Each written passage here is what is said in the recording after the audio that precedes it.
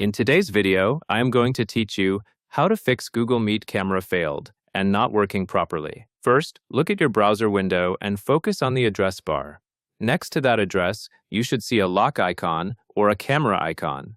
Click that icon to open the site settings for camera access. Once you click the lock or camera icon, you will see options related to permissions. You are looking for a camera setting that is currently set to block or blocked. If it is blocked, change that setting to allow. After you update the camera permission to allow, do not worry if the meeting page does not immediately change. Permissions often apply after the page reloads. You can refresh by using the refresh button in your browser or by reloading the tab. As you do this, keep an eye on what happens in the meeting window.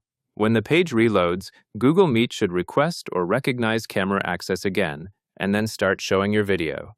If you still do not see video right away, give it a few seconds because the camera can take a moment to warm up and establish a connection. If the camera still fails after refresh, the permission change is still the first place to verify because it is the most frequent cause. Even a single blocked permission will prevent the camera from functioning. So confirming that the setting has been changed to allow is the main fix being applied here. That covers everything you need to know.